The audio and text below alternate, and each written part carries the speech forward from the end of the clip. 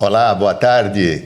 Estamos aqui no nosso 9º episódio, 9º capítulo do Pod Saúde, o nosso podcast, onde a gente fala sobre medicina, saúde, verdade, ética, um pouquinho de espiritualidade, para trazer para você os melhores profissionais, aqueles que podem dar uma notícia importante para a gente ter saúde em casa, porque ninguém quer ter doença, não é verdade? E hoje por uma grande satisfação que eu trago aqui uma jovem competentíssima, elogiadíssima, porque a gente escuta falar dela na cidade inteira. Ela é cardiologista, doutora em ciências da saúde, doutora em medicina, super bem treinada e hoje chefiando uma área muito importante, além de ser professora universitária, chefiando a UTI Cardio da Beneficência Portuguesa, onde muitos colegas enviam seus pacientes aos cuidados dela e da equipe dela super profissional. É com muito prazer que eu convidei Juliana Medeiros, doutora Juliana Medeiros, professora doutora Juliana Medeiros. Muito obrigado por estar aqui comigo hoje. Eu quem agradeço, é uma honra estar aqui, né? O amigo do meu pai, Dr. Rubens Amaral, sempre tão conhecido, professor, obrigada mesmo pelo convite, estou bem emocionada aqui. Que bom, olha, ela é filha de um grande amigo meu, também muito apaixonado por hipertensão arterial, desde os tempos lá para trás, há 30 anos atrás, quando foi fundada a Sociedade Brasileira de Hipertensão. Porque hipertensão ficou uma área de tanto conhecimento que ela ficou comum a algumas especialidades médicas. A clínica médica toca muito bem hipertensão, os cardiologistas, sem dúvida, os nefrologistas convivem muito com hipertensão arterial e os geriatras hoje também, porque hoje pessoas acima de 60 anos, quase 50% da população acima de 60 anos tem algum grau de hipertensão arterial. E nós, apaixonados por hipertensão arterial, ele na cardiologia, eu na nefrologia, e nós fomos a N congressos, juntos com as nossas esposas, somos amigos de Rua Bolivar há muitos e muitos anos atrás, e ele teve a satisfação de ter uma filha médica competentíssima e da área dele. Quer dizer que deve ser em casa uma conversa super agradável, porque ele está sempre reciclando os conhecimentos com essa jovem agora que traz tudo de bom para a gente. Mas antes da gente conversar sobre as doenças, sobre os riscos, eu queria que a Juliana contasse como é que é uma vida dessa, que ela é mãe, esposa, profissional médica, professora e ainda chefe de uma UTI. Como é que é essa vida maluca? É bem turbulenta mesmo, né? Eu falo que o meu dia a dia poucas pessoas conseguem fazer, né? Porque não é fácil. Eu tenho filho, né? O Joaquim, hoje está com 7 anos, então acordo, faço café, a gente toma café juntos. Aí eu saio, 8 horas eu estou na Beneficência Portuguesa, lá eu sou a diarista, né, a responsável pela cardiologia, eu faço a avaliação da UTI de 10 leitos, lá é uma UTI humanizada, então a gente passa com os alunos, com a equipe multi, em todos os leitos, a gente conversa com todo mundo. Eu passo na enfermaria da cardiologia e na enfermaria da clínica, junto com a minha equipe. Então eu tenho uma equipe não só de cardiologia, mas eu tenho uma equipe de clínica médica, que eu acho que quando todo mundo fala do sucesso, eu acho que o sucesso é quando a gente tem pessoas boas conosco, melhorando a qualidade de serviço. Aí eu fico das 8 ao meio-dia na Benê, vou almoçar em casa, almoço com meu filho, levo ele na escola e começo a rotina à tarde no consultório. Aí eu faço da 1 às 6 o consultório. E de terça-feira, né, de segunda a sexta, eu dou aula na UNAERP, na Faculdade de Medicina dentro da Benê, e de terça-feira à tarde eu dou aula na Faculdade de Medicina São Judas, que lá eu dou aula do ACLS, de como reanimar, de urgência e emergência, que eu gosto bastante. Vejam só, né, que vida, uma vida de uma mãe que não deixa de prestar muita atenção e cuidar do filho, e os filhos pacientes todos que ela tem que cuidar com N problemas administrativos, técnicos, né? Porque o médico, como eu sempre falo, ele precisa, para ser bom médico, ele precisa sentir a dor do paciente. Na hora que ele sente a dor do paciente e age em função dessa dor, a coisa fica humanizada, como ela mesma falou. Mas E que horas que a Juliana faz, por exemplo, uma atividade física? Que horas que a Juliana trata do coração dela? Eu treino 5 vezes na semana. Ainda treina 5 vezes por semana? Eu treino 5 vezes na semana. Que horas? Então, eu treino no final do dia com a personal terça, quinta. Eu jogo tênis na hora do almoço de sexta. E final de semana, sábado, eu jogo tênis também com o professor. Então, pelo menos 5 vezes eu treino. E faço dieta, acompanho com nutricionista. Na verdade, a dieta não seria para mim. Como o Joaquim gosta, meu filho gosta de comer besteiras, eu acabei levando ele na nutricionista. Ele faz bastante atividade física para a gente prevenir lá na frente, né, obesidade, hipertensão. Então, na minha casa, a gente tem uma dieta muito saudável. Olha, isso é maravilhoso, né? Porque lá atrás, eu me lembro perfeitamente que você entrava para ser atendido. Eu estou formado há 50 anos, vou falar há 40 anos atrás, com certeza, você entrava, Juliana, no consultório de um cardiologista ou de um nefrologista e eles estavam fumando. O médico, naquele tempo, atendia um paciente fumando. Olha como a coisa mudou, né? Isso é um verdadeiro, hoje é um absurdo, mas era essa época. A gente fumava na frente de um paciente. Eu falo sempre até para os meus alunos, se a gente não der exemplo, a gente não vai conseguir ensinar, né, pro aluno, e com que eles, eu acho que tudo é questão de hábitos, né? Você tem que fazer o que você fala, né? Perfeito. Então, assim, o contrário, o que você fala, você tem que fazer. Então, o sucesso, as pessoas vão no meu consultório e perguntam, nossa, a doutora é magra. Não, tudo bem, eu sou magra, mas eu treino, eu faço dieta, atividade física.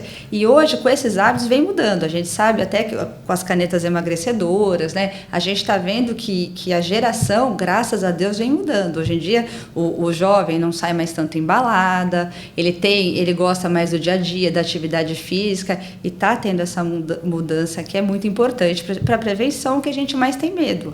Infarto e AVC, que são as doenças cardiovasculares que mais matam no mundo. Então, e você, nessa vida que você tem corrida e tal, quando você conversa com seus pacientes, você dedica algum tempo para falar sobre hábitos e estilo de vida para eles? Eles perguntam para você, como é que é isso? Ou só o paciente hoje está preocupado com a droga, com o remédio? Não, eu converso bastante, assim, as minhas consultas demoram quase 1 hora no consultório. Eu explico, além da medicação, eu primeiro começo perguntando os hábitos dele, faço uma boa anamnese, uma boa história, exame físico. Muitas vezes eu peço os exames, já introduzo o que ele tem que fazer, mas às vezes tem pessoas resistentes. Então, o tabagista de longa data, que ele fala, eu vim aqui, mas eu não vou parar de fumar. Ele já fala desde o início. Desde o início. Você sente, não adianta você chegar também e falar, olha, você vai fazer isso daqui, não volta mais. Tinha um cardiologista muito bom aqui em Santos, que ele era super conhecido, ele falava, não volta mais no meu consultório se você não fizer tal coisa. Então, assim, hoje em dia, eu acho que a gente tem que ter um pouquinho mais de entendimento, porque a vida é sofrida para muita gente. Então, não tem gente que você vai chegar, eu nunca esqueço uma moça obesa, que ela era bem, tinha provavelmente uma situação econômica ruim, e ela falou, olha, Juliana, o meu triglicérido está alto, mas assim, eu como pão, eu como miojo, eu não tenho como fazer uma dieta. Então, muitas vezes, você também tem que ter um bom senso. E aí você começa, fala, olha, mas você pode fazer uma atividade física, mude seus hábitos no dia a dia. Então, por exemplo, eu na Benê, são 4 andares a minha UTI. Eu subo de escada, eu não subo de elevador. Perfeito. Se você fizer essas pequenas mudanças no seu dia a dia, isso já vai te trazer uma longevidade muito maior. Então, a diretriz fala, 60 minutos de atividade física é bom, mas não é todo mundo que tem. Às vezes o cara trabalha, às vezes o cara tem neto, tem que fazer o dia a dia dele corrido, vai dormir meia-noite. Então, vamos começar mudando hábitos. Mas, com certeza, eu enfatizo muito a dieta, atividade física principalmente, não fumar. Sedentarismo é tão grave quanto a obesidade. A obesidade hoje em dia, com o tratamento, é responsabilidade médica. Hoje em dia, a obesidade, todo mundo sabe. Não adianta você chegar e falar assim, olha, eu quero que você volte, vai emagrecer 20 quilos, é fácil? Não é fácil. Não é. Entendeu? Então, o dia a dia é difícil. Então, eu na consulta, eu abordo, faço a avaliação, às vezes trato, por exemplo, a obesidade, eu acabo tratando no consultório, às vezes encaminho para o endócrino, se for preciso, mas eu acho que o cardiologista, assim como o nefro, néfro, a gente acaba tratando tudo, né? Por exemplo, eu trato tireoide, eu trato rins, né? Mas a parte da prevenção, não o renal crônico que necessita de diálise, mas a gente acaba fazendo exames complementares e tratando ele como um todo. Perfeito, perfeito. Eu acho que é isso que todo mundo deveria fazer. Dentre os hábitos e estilo de vida, qual é aquele que você... Porque, segundo um psicólogo chamado Prochaska, a gente não deve insistir quando o paciente de cara fala isso que você falou assim, eu não vou deixar de fumar. Então, por exemplo, quando você fala para o paciente, olha, você gostaria que você fizesse pelo menos 30 minutos de atividade física por dia. Isso eu não consigo, doutor. Diz esse psicólogo que a técnica dele, você não deve insistir na primeira consulta, mas você deve anotar que ele resistiu. Quando na segunda consulta você fala novamente nos 30 minutos de atividade física, ele fala, posso pensar nisso, é a hora de martelar em cima. Quer dizer, na medida que a gente vai conhecendo o paciente, a gente vai investindo mais numa coisa ou noutra, né? Eu sou muito partidário da atividade física, demais, entre todas as... Porque a alimentação é difícil, né? Mas a atividade física... ela é fundamental. Eu não conheço nada melhor do que atividade física para doença cardiovascular. O que você acha disso? Eu acho que os dois, né? Para emagrecimento, dieta. Isso é nítido. É verdade. Tanto que tem corredores aí mais gordinhos, sobrepeso. Se você não fizer a dieta, você não vai emagrecer. Perfeito. O conjunto dos dois. A atividade física, a gente sabe que o melhor remédio para a hipertensão é perder peso. Perder peso. Você pegar, o fator que mais baixa a pressão é perder peso. Então, tem que ter o conjunto. Dieta saudável. Eu não gosto de dieta muito restritiva. Claro que aí é uma conversa com a nutricionista, tudo. Mas dieta muito restritiva, não. Mas tentar fazer o que eu falo para o paciente, o hábito saudável. Então, por exemplo, o que eu faço com meu filho? Olha, você quer um chocolate? É gostoso comer chocolate? É uma delícia, mas é calórico, né? Então, o que a gente pode fazer? Vamos trocar, por exemplo, uma banana com canela no micro-ondas. Ele gosta.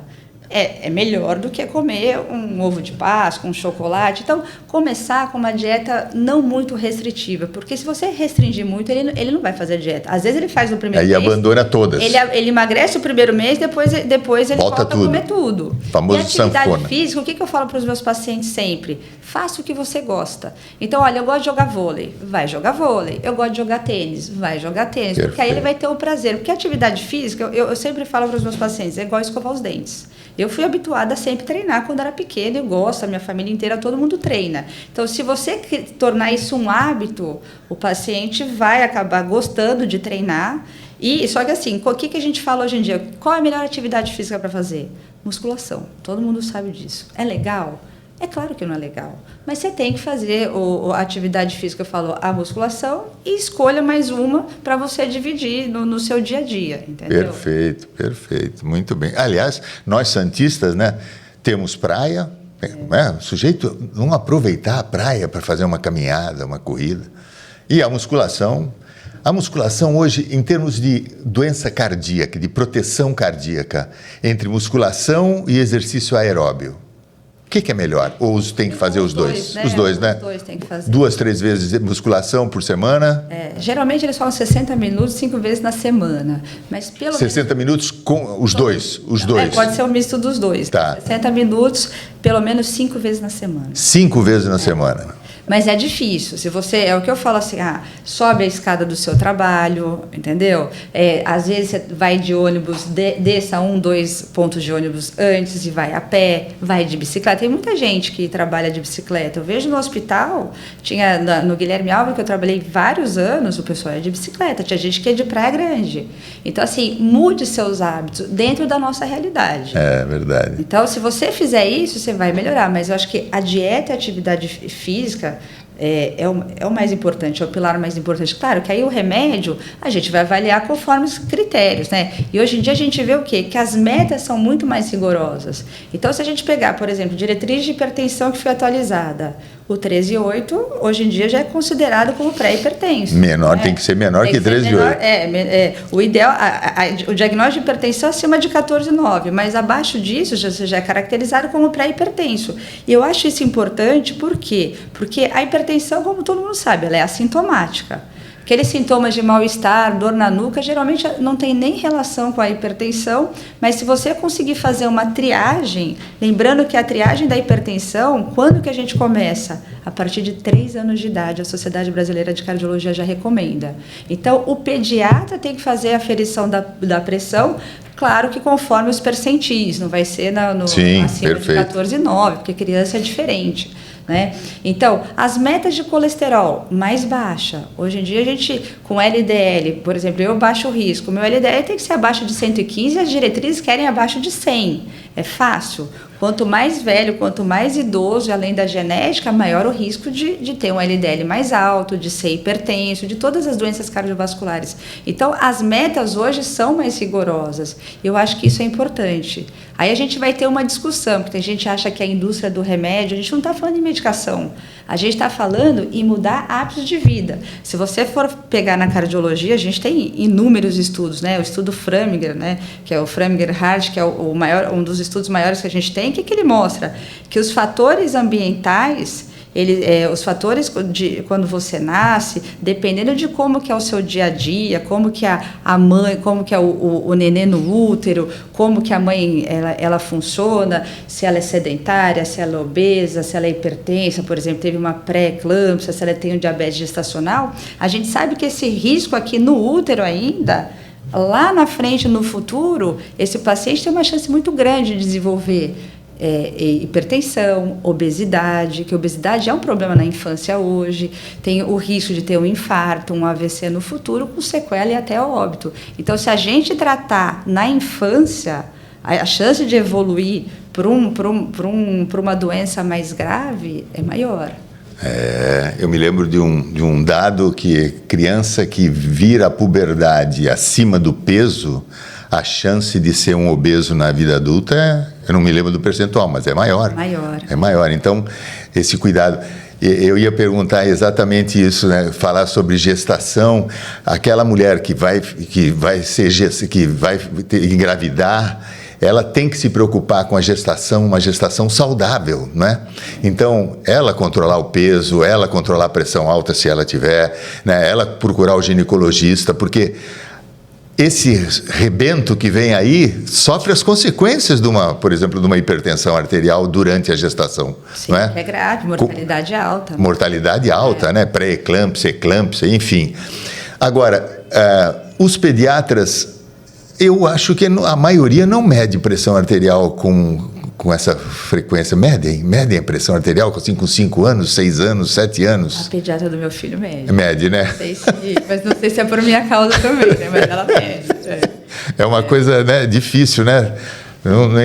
Eu conheço, assim, nem todos fazem essa... Tem que colocar no percentil, né? E tem que ter o percentil, tem que ter a tabela, né? O percentil não é tão simples. Não é tão simples. E quando a gente fala de aferição de pressão, na criança, né, e no adulto, você tem que saber medir. Então, o paciente, principalmente, tem que estar sentado, com as pernas sem estar cruzadas, com o braço na altura do coração, 3 minutinhos, pelo menos, sentado. A gente avalia faz 3 medições. A primeira, você exclui, anota as outras 2 e faz uma média das 2 últimas. Na criança, com certeza vai ter uma avaliação no percentil, deve ser igual, mas deve ser mais difícil, porque uma criança de 3 anos, sentar, aferir a pressão, difícil, né? Difícil. Quando a gente passa para adulto, hoje, eu faço muito com os meus pacientes o seguinte, já faço isso há anos. Ele, antes de vir à consulta, na semana que antecede a consulta dele, eu peço para ele medir pressão arterial a semana inteira, de manhã em jejum, com a bexiga vazia, sentado, conforme a doutora Juliana explicou, com todos esses critérios, mede a pressão e mede também antes do jantar. Com essas medidas que ele me traz anotadas, é que eu me comporto frente ao controle da hipertensão dele, porque eu acredito muito mais na medida domiciliar do que na medida na minha frente, né? E a gente sabe bem disso.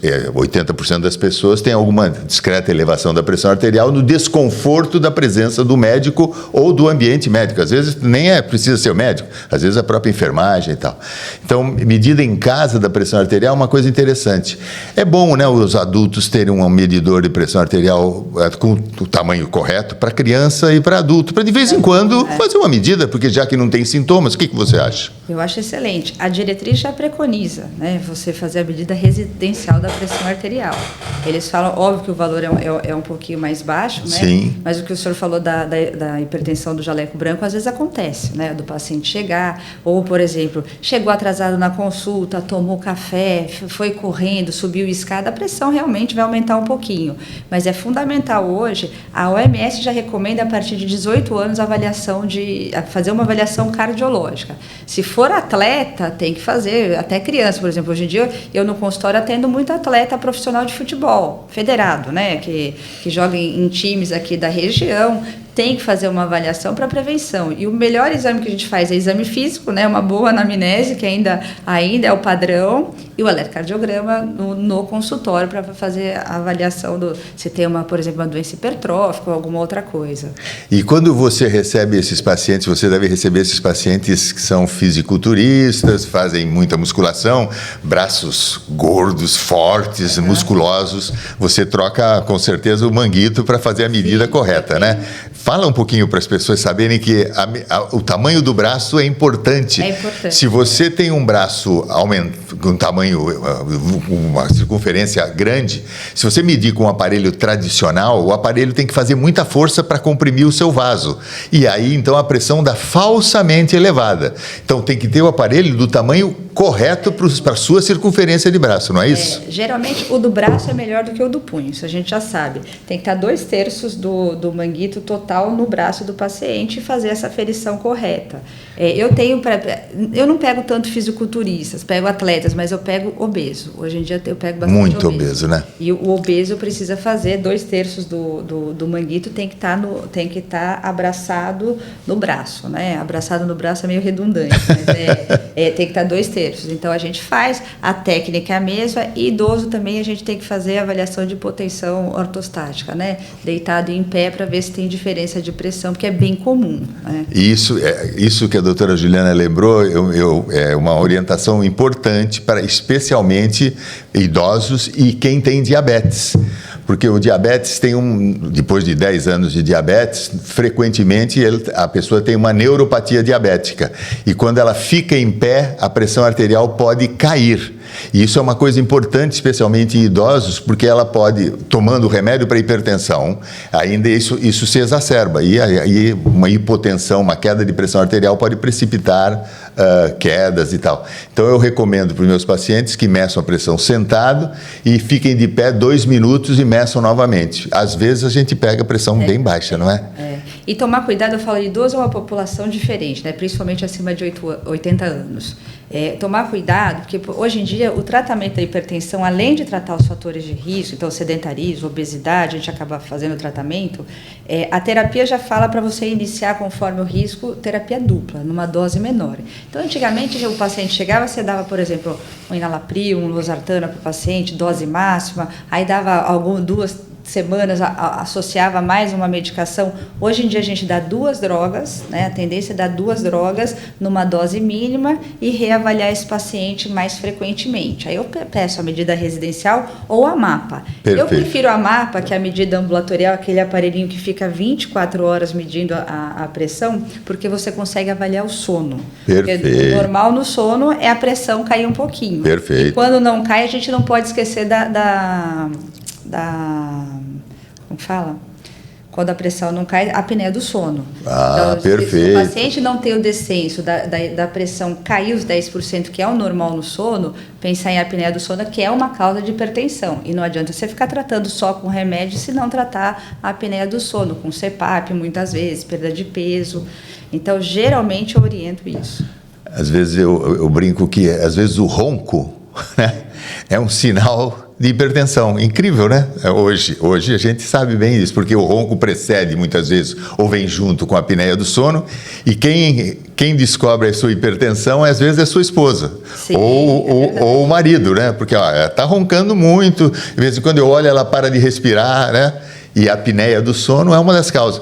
Vem junto muito com obesidade, né? Obesidade, fibrilação atrial, né? Olha, nós depois vamos falar nós vamos falar das arritmias daqui a pouquinho.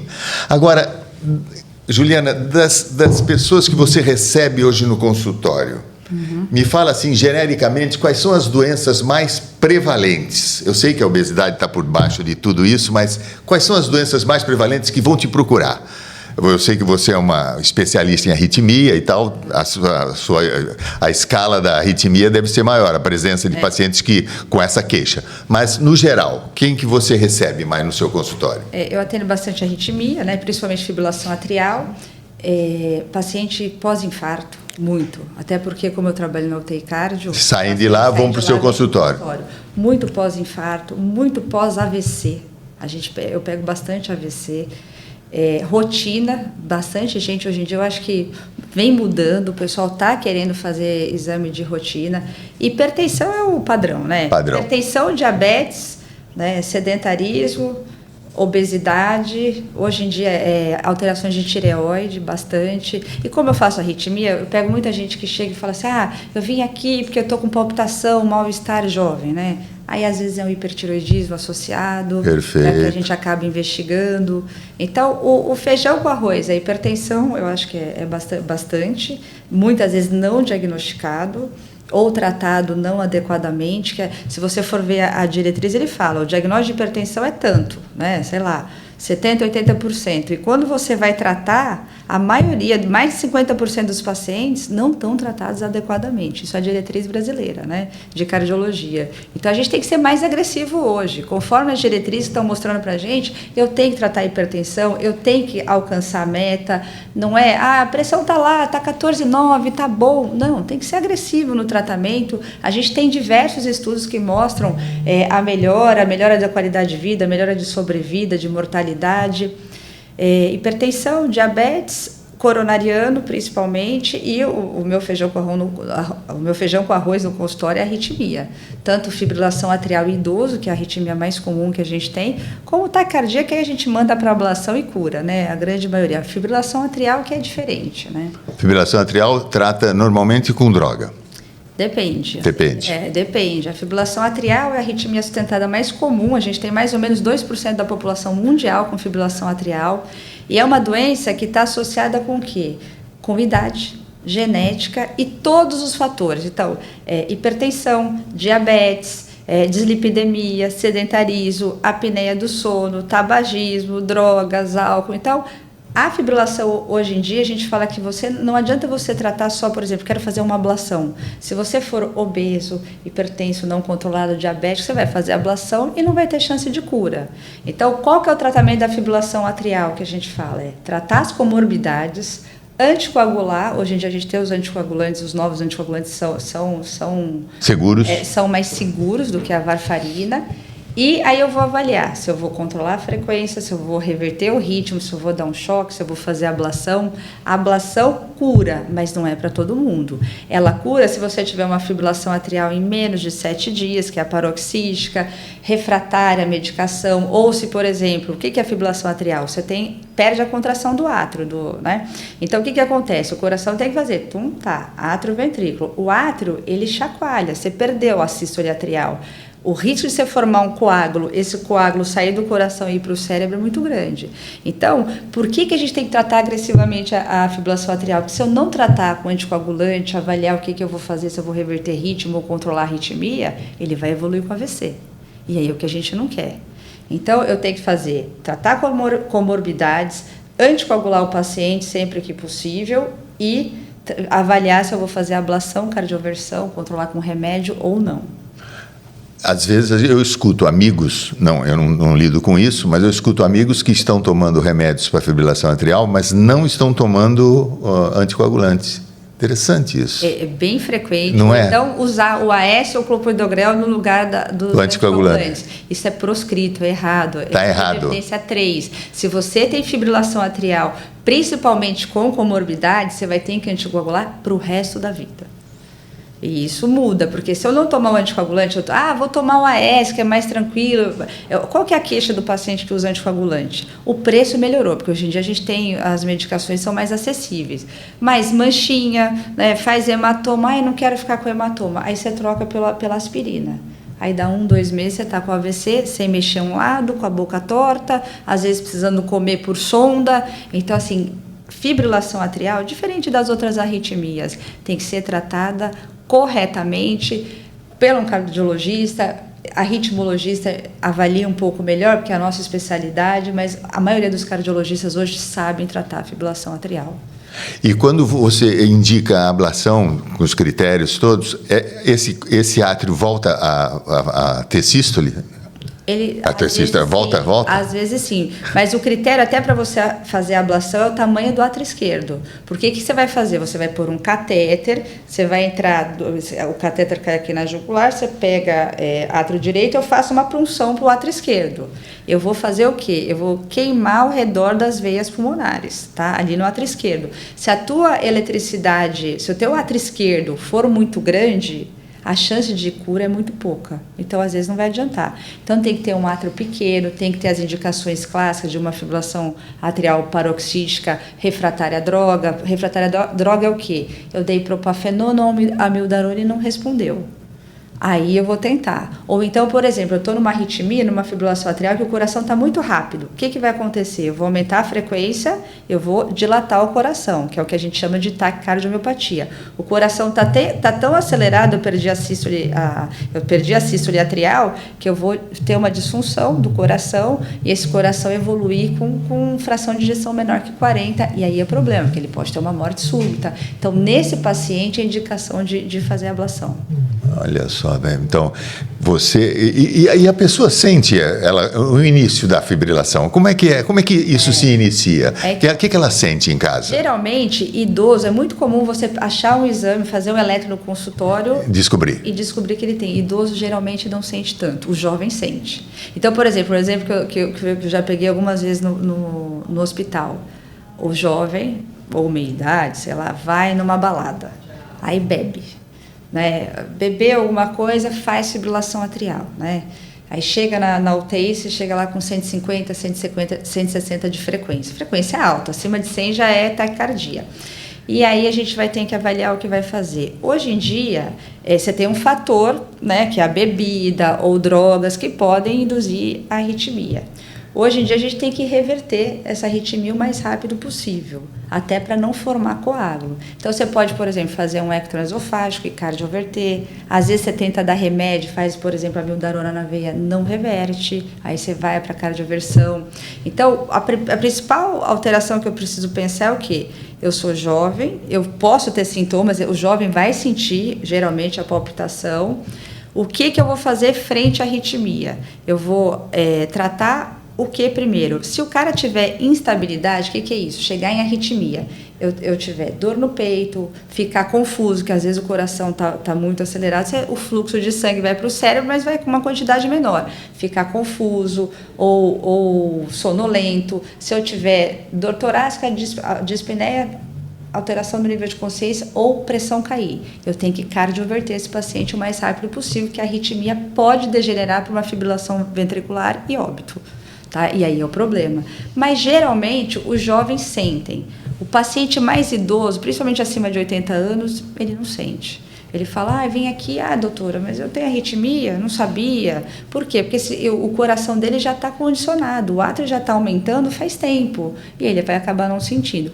Mas, se sentir, a gente orienta, eu sempre oriento hoje em dia para os pacientes, vá no pronto-socorro, se não te derem o eletro, tira uma foto, porque hoje em dia todo mundo vai com o telefone, tira uma foto para a gente ver, até porque para a gente dar o tratamento, que muitas vezes ninguém sai, fala, olha, eu tive uma arritmia, mas qual que você teve? Perfeito. Porque a fibrilação atrial é a que a gente mais, não é que tem medo, a gente mais se preocupa pelo risco de AVC, fenômeno embólico. Agora, se for, por exemplo, um ataque súprio, uma reentrada nodal ou uma via acessória, você faz uma ablação e cura, é mais fácil, entendeu? Puxa vida, a arritmia é uma coisa importante.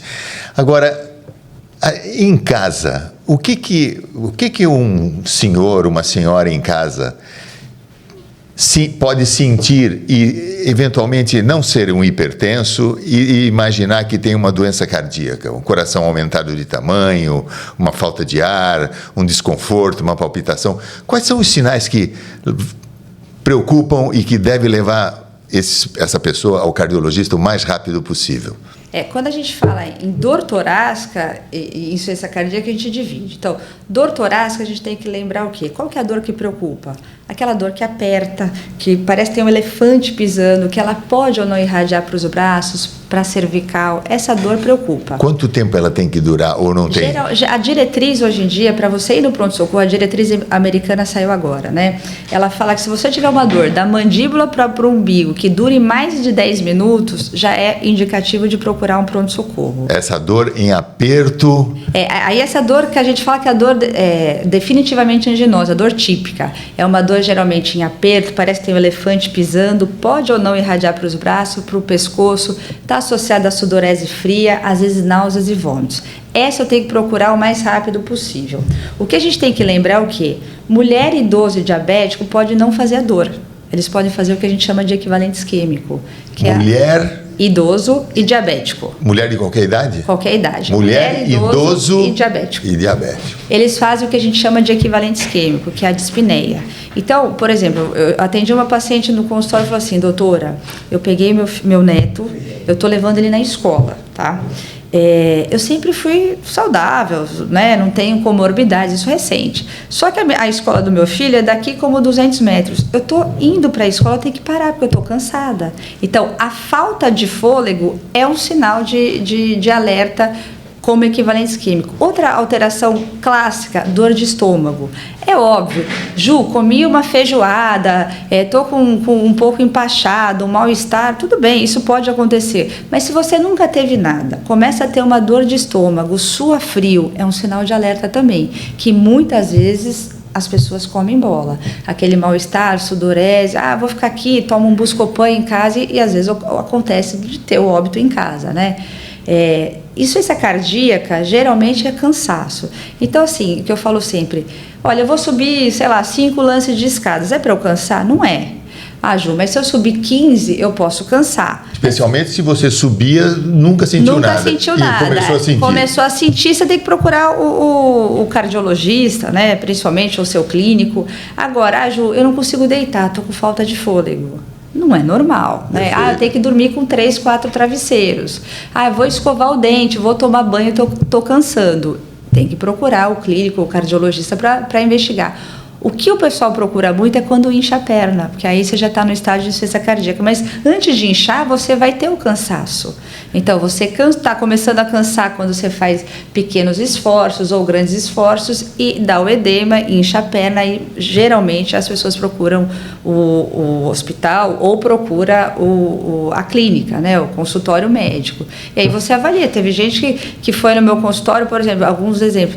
Fui com dor no ombro. Então, o doutor Josué mandou um amigo dele para mim, era uma dor no ombro com uma sensação de sufocamento. Chegou no consultório, né? Ele ligou para o Josué falou, vai na Juliana. Era um infarto, entendeu? Então, assim, essas dores não são características, mas lembra que a maioria dos pacientes tem a dor. Então, tá com dor no peito, nunca teve, durou mais de 10 minutos, procura o pronto-socorro. Agora, uma coisa sobre o aspecto conceitual, né? É infarto ou é uma insuficiência coronariana aguda? Porque eu interpreto como infarto quando o músculo morreu. Mas o músculo hoje, vocês não deixam o músculo morrer, na grande maioria das vezes, porque vocês colocam uma revascularização. Sim. E o músculo não morre, graças a Deus, né? Sim. Então, quanto tempo o paciente precisa rapidamente ir ao pronto-socorro e quanto tempo depois ele precisa fazer, por exemplo, um cateterismo, uma cine coronário? Assim, a gente, óbvio, quando você está no serviço de excelência, é rápido. Você vai, o ideal é assim, começou a ter dor, fazer a angioplastia ou cateterismo o mais rápido possível. Quando a gente fala cateterismo, a gente tem que entender o quê? É um exame. Você pega a artéria radial, sobe com o catéter, joga o contraste e veja o coronário. A angioplastia é o stent, a molinha que a gente fala, tá? Então, quando a gente fala em infarto, a principal causa é a aterosclerose. O infarto com supra, que a gente diferencia infarto com supra e AM sem supra, angina instável, que está até em desuso. A diferença do infarto sem supra para angina instável é a troponina, que é alterada, tá?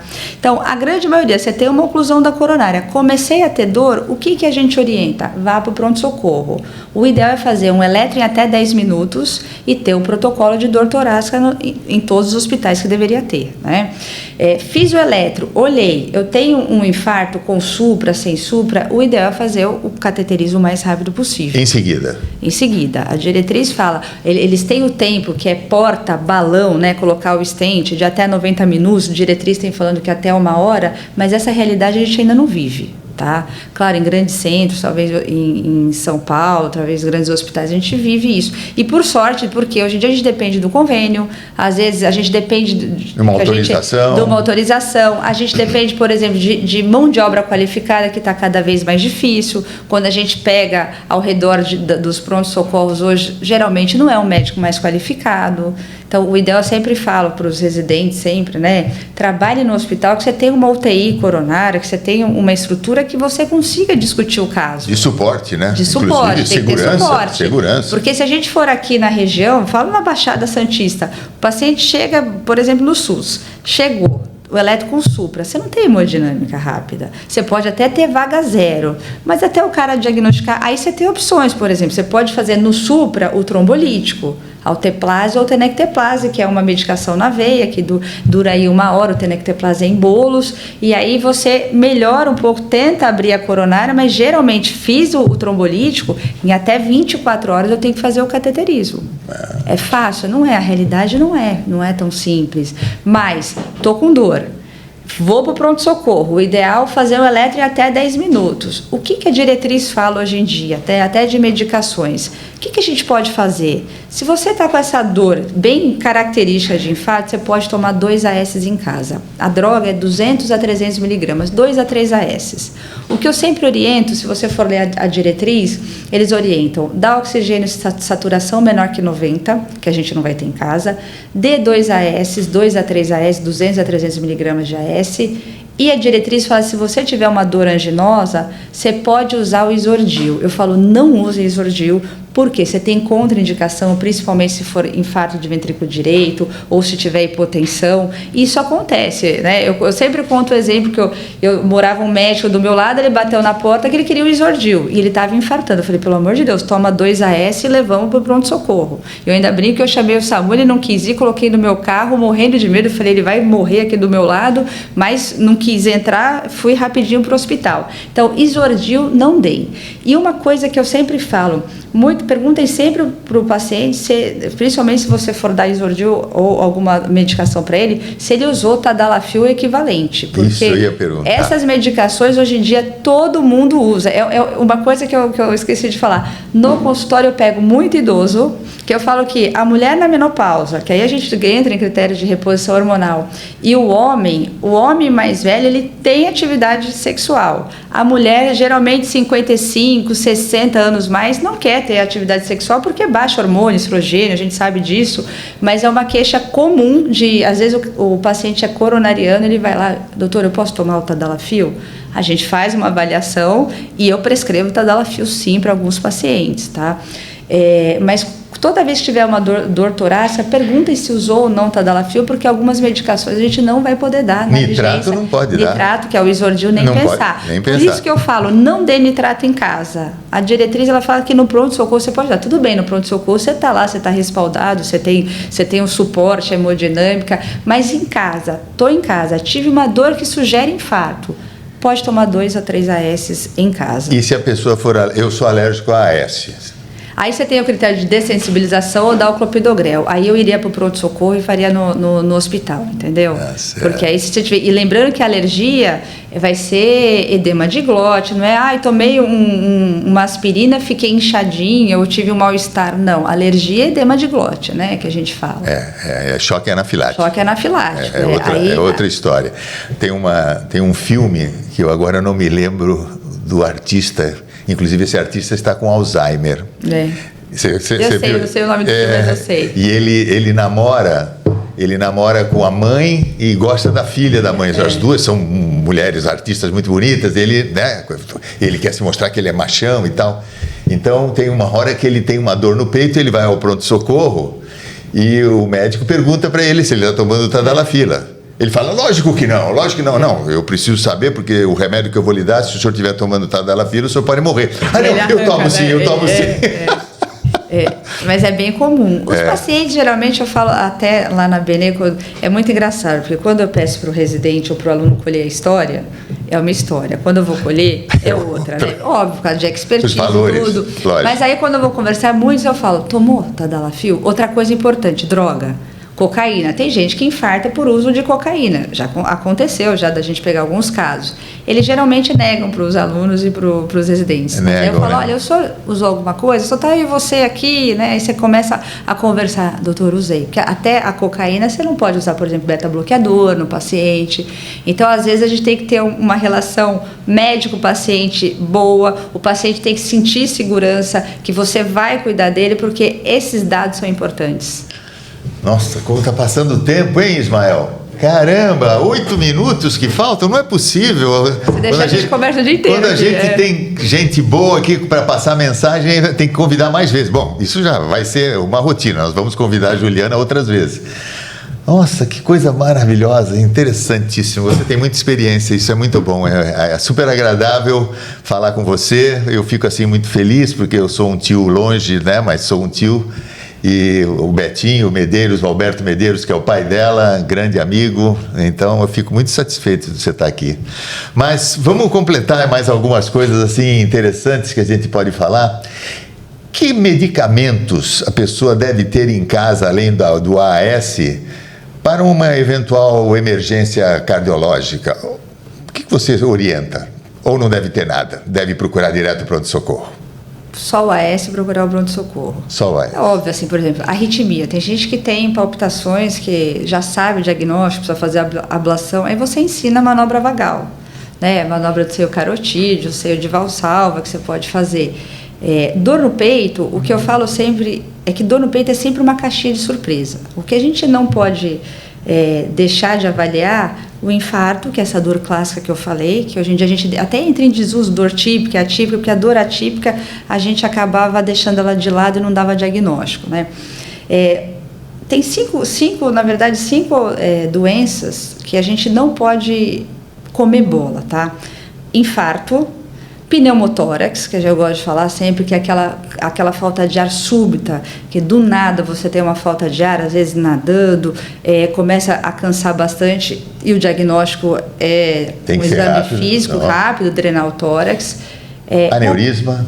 Dissecção de aorta, que aí a dor simula muito infarto, que é uma dor que parece que está rasgando o peito. É a dor mais forte do mundo que você tem, uma dor rasgando o peito, pode ter falta de ar, essa você tem que procurar o hospital, e se eu não dou o diagnóstico corretamente, o paciente vai a óbito, que aí o tratamento é cirúrgico. Pneumotórax, tamponamento cardíaco, que é mais difícil de dar o diagnóstico, né? Vai ter bolhas abafadas, o paciente vai ter hipotensão. E pneumotórax, aneurisma, dissecção, infarto, TEP, embolia. Embolia é uma doença super comum e gravíssima. E grave. A gente teve recentemente embolia pulmonar. Geralmente, ou o paciente acamado, ou o paciente fez uma viagem recente de avião, e aí começa a ter aquela dor na perna, aí começa com uma falta de ar. Esse paciente, essas 5 doenças aqui, a gente não pode comer bola. E tem um dado importante, que quando o paciente procura com essas 5 clínicas, né, o pronto-socorro para avaliação de dor torácica, que essas 5, se eu não pensar, se eu liberar o paciente, vai óbito para casa. 2 a 10% dos pacientes hoje em dia, segundo a Sociedade de Cardiologia, eles são mandados embora do pronto-socorro inadvertidamente. O que isso quer dizer? Se eu pensar de 2 a 10 a cada 100, eu mandei embora um infarto, uma dissecção, uma embolia, um tamponamento, uma ruptura de esôfago, ele vai morrer em casa. Então, o que eu preciso para melhorar? Primeiro, qualificar a equipe. Protocolos, isso é importantíssimo. Aqui em Santos a gente está implementando, eu estou vendo que os hospitais estão tentando melhorar, a gente tem protocolo hoje de dor torácica na ABNE. Se eu tiver um protocolo bem feito, com avaliação rápida, uma hemodinâmica, exame complementar, a chance de eu dar o diagnóstico é muito maior. Mas para a gente entrar nesse assunto, a gente precisaria melhorar muita coisa. Então, qualidade médica, residência médica, colocar pessoas bem treinadas no pronto-socorro, que hoje em dia é difícil, porque o cara que está bem treinado, ele vai estar na UTI, vai estar no consultório, entendeu? Então, isso faz a diferença na vida do paciente, fazer o diagnóstico corretamente. E tomografia com score de cálcio? Eu gosto angiotomo. bastante. Angiotomo. Onde que ela fica colocada nos exames de rotina de um paciente que vai procurar sem queixa nenhuma, vai fazer sua rotina cardiológica anual? Ele está incluído? Ele, em alguns casos, sim. O que eu falo assim, angiotomo, como alguns marcadores, se você for ver a diretriz de dislipidemia saiu agora, né? Então, ele já fala, a gente não usa só o LDL isolado, a gente vai usar a apolipoproteína B, o LPA e a angiotomografia. O que a gente tem que entender é que angiotomo não é para todo mundo. Então, por exemplo, se você vai um paciente do pronto-socorro com uma dor precordial típica, eu não vou pedir angiotomo. Sim. Eu vou pedir um cateterismo. Perfeito. Tá? A angiotomo é para os pacientes que são risco baixo, né, de doença coronariana que eu quero investigar. Lembrando que a angiotomo é uma tomografia que vai contraste. Não é todo mundo que pode usar o contraste, mas a frequência tem que estar baixinha. Então, a angiotomo entra assim, o score de cálcio, hoje em dia a gente sabe que o score acima de 300, 400, mostra que você tem um risco aumentado de doença no futuro, de doença cardiovascular. Então, a angiotomografia eu uso nos pacientes, por exemplo, às vezes é um paciente diabético que está tendo uma dor não tão típica, fez um teste ergométrico que deu negativo para isquemia, uma cintilografia e você quer ver. Esse é o perfil ideal. Mas o paciente, por exemplo, o paciente tem stent, é coronariano, já teve AVC, é hipertenso, diabético, está fazendo dor, você vai para o cateterismo, que é o padrão ouro. O padrão ouro, o cateterismo, você vê melhor a coronária. Mas no paciente de insuficiência coronariana crônica, que a gente fala que até a diretriz também saiu tudo do ano passado para esse ano, a gente usa muito score de cálcio e angiotomografia para o paciente estável. Paciente instável, não vou fazer angiotomografia. Muito bem, quanta coisa boa, né? Bom, agora eu vou pedir para a Juliana, para a doutora Juliana, olhando para a câmera, falar com você que está em casa. Quais são aqueles cuidados que eu não posso esquecer para que eu tenha uma saúde que não me dê sustos? A palavra é sua. Eu sempre falo que a prevenção é o melhor remédio. Então, o que eu preciso fazer para ter um hábito de vida saudável? Fazer uma dieta saudável, atividade física, evitar sedentarismo. Se você for obeso ou sobrepeso, procurar um especialista, um cardiologista, um endócrino, tem que perder peso. Não fumar, não usar drogas, parece clichê, mas vape, evitar essas drogas, evitar a apneia do sono. A genética e a idade não tem o que fazer. A gente vai ficando mais velho, as comorbidades vão aparecendo. Mas se eu conseguir melhorar meus hábitos de vida, até no dia a dia você vai perceber que vai ser melhor. Se eu conseguir melhorar meus hábitos de vida, com certeza eu vou diminuir a chance de ter infarto e AVC, que são as duas principais causas de óbitos no mundo. Então a dica é simples: coração saudável, manter uma boa dieta, boa atividade física e procurar o seu cardiologista aí regularmente, fazer exames de rotina, porque isso faz a diferença no futuro. E uma palavrinha final sobre sono. Como é sono em relação à doença cardíaca? O sono é super importante. Se você não tiver um bom sono, o coração vai sofrer. Então, o sono, o ideal é, óbvio, você tentar se adequar. Se você tiver com dificuldade de sono, procura investigar primeiro a causa, que é o mais importante. Então, estresse, né? Tratar estresse principalmente. A apneia do sono, que você não vai dormir, vai roncar, tem que ser tratada, mas o sono hoje em dia faz parte, sim, muito bem lembrada, do coração. Sono ruim, coração afetado e consequências graves. E como tem gente com insônia, impressionante, né? O sono hoje é realmente... Eu, por exemplo, melhorei meu sono agora, de uns tempos para cá, porque eu estava com um sono ruim. Como a gente fica cansado, como você passa um dia mais difícil, né? O sono é fundamental. Juliana, eu quero agradecer imensamente, foi um prazer enorme. Você será uma convidada frequente daqui, sempre trazendo coisas boas. E eu quero convidar você, que se precisar de uma cardiologista competentíssima, Juliana Medeiros é indicada pelos melhores profissionais de Santos hoje. É uma mulher que está vinculada à cardiologia de uma forma muito forte, atualizadíssima. Então, é uma recomendação de qualquer médico bom, prescreve Juliana Medeiros. Muito obrigado. sua despedida, dê um abraço a todos e vamos. Eu queria agradecer o convite e não sei se eu te contei, mas eu queria fazer nefro antes de cardio. Quando eu fui fazer clínica médica, eu decidi fazer cardiologia. Claro que tem a parte do meu pai e tudo, mas eu sempre quis fazer nefro. Tive bons exemplos em Santos, eu acho que foi por isso, né? Bons professores. E a nefro está muito junto à cardiologia, né? Os dois tratam hipertensão, tratam comorbidades. Mas eu acho que é isso, gente. Obrigada pelo convite. Siga o Dr. Rubens Amaral na rede. É muito legal esse bate-papo. E não tem segredo. Prevenção ainda é o melhor remédio. Muito obrigado a você que ficou conosco. E se você, por acaso, conhece alguém ou tem interesse em ser um apoiador do podcast, um patrocinador, clica aqui conosco, nos procure e nós temos interesse em fazer uma parceria com você. Até o próximo episódio, o 10º episódio. Um grande abraço. Fiquem com Deus.